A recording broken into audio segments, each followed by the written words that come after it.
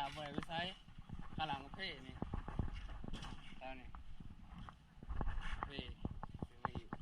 เอาไปน้องมาบุกเพ่เนาะเขาห้ามสำไร2 คน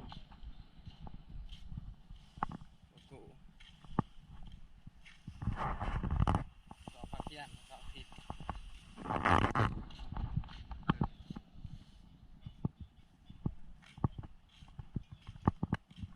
กู2 คน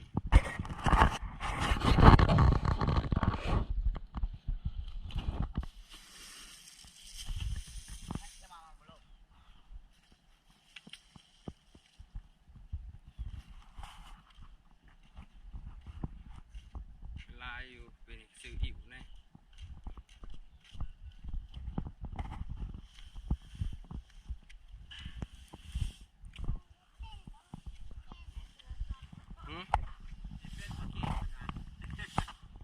ผมเป็นนกรสชาติจะคักโต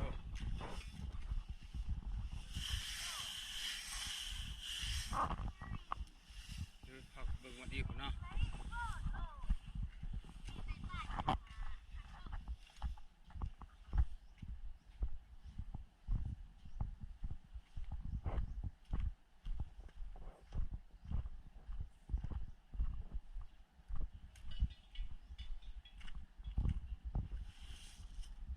ตาก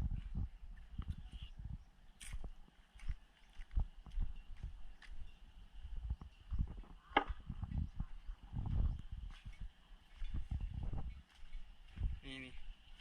มูอิ่วนะตัวนี้นะหมูอิ่วน้ำละ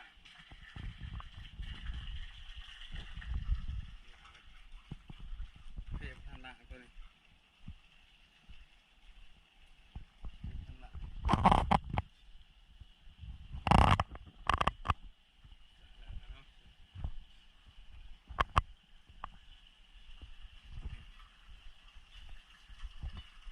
โอเคนี่ขี่กันแต่เอาไปตากก่อนผมออก